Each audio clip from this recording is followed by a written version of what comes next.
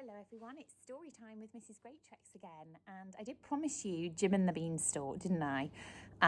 Which I have read to you today, which is a wonderful retelling, but actually I forgot, we're doing Jasper's Beanstalk next week as well, and I think I'm going to choose this one because we're really thinking about the life cycle of the bean. And we'll be labelling a plant in our topic work as well, and doing lots of gardening and lots of lovely other craft things, which I might show you after I've read the story. So Jasper is a very funny little cat, and he's the main character in our story. So Jasper's Beanstalk. It's got lots of gardening equipment. And look, this is nice. Books always make me wonder things about my own life and things that have happened to me. And I've just seen this robin here on Jasper's foot.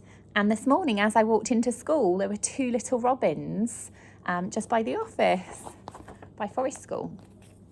Okay, hopefully you're sat somewhere comfy and cosy.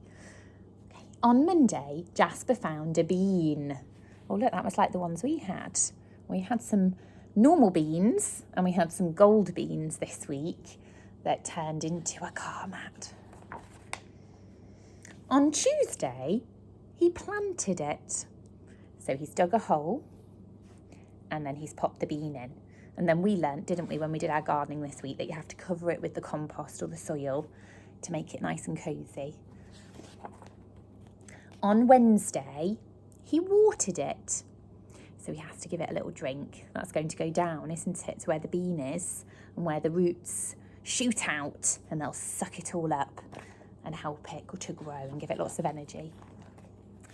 On Thursday, he dug and raked and sprayed and hoed it. So we found this quite funny in Donaldson today because he's working really, really hard, and you can rake the soil afterwards. It makes it a bit finer, doesn't it, for it to shoot out of it. But he's going to a lot of effort to look after this little bean.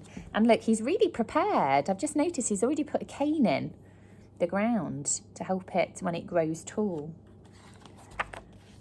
On Friday night, he picked up all the slugs and snails. So we talked about how this is a gardener's job. Gardeners have to get all the slugs and snails away because they like to munch on all of the food that's grown and all the plants as well. Look, there's a full moon. There was a beautiful full moon this week. So he's not hurting the mini beasts. He's carefully going to put them somewhere else. On Saturday, he even mowed it. Now this definitely made us giggle because mainly because he looks so pleased with himself. Gardeners should mow the lawn, and I mow my lawn a lot to keep it nice and healthy, and it looks great.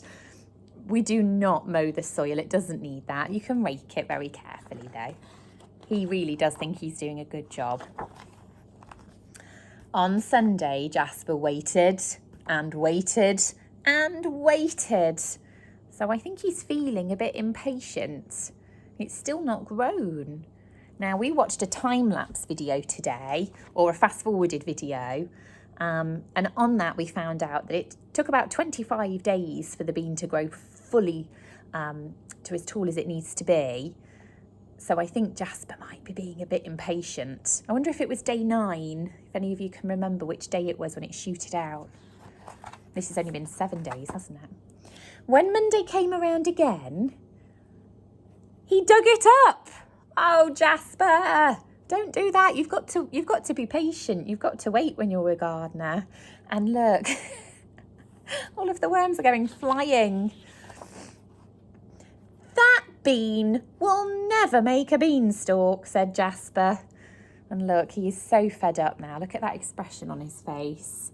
And we thought this was really interesting. He's flung the bean behind himself. And look, I think it's going to land on a compost heap.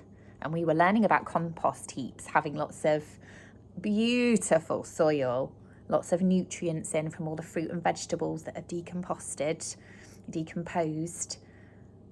And we think that might help it to grow. Shall we see? Look how muddy he is as well. So I bet Jasper's forgotten about the bean now. He just thinks nothing will happen. But a long, long, long time later. Wow, look at that beautiful bean. You see all the leaves, all the tendrils. We saw that on the video as well, but the leaves love the sunshine and they're so happy. They try and face it, don't they? And get all of that good energy. Sorry, I've lost track of the story. But a long time later, it did.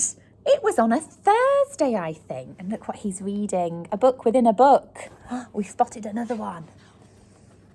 Jack and the Beanstalk. This is such a lovely ending. Now Jasper is looking for giants. Look how enormous that is. It's so big. It's so tall. It's gone off the page. It must be all the way up here. I wonder. Do you know, a nice activity? Oh, this is an idea. If I photocopied that, we could then draw our own beanstalk on the top. Oh, I might do that. Look. Oh, we didn't notice this earlier. What's that? Do you know, I forgot that about the end bit.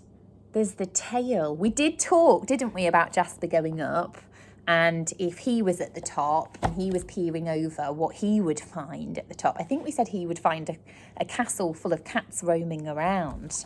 And we all know I would choose the bookshop with the roaring fire and the comfortable armchair.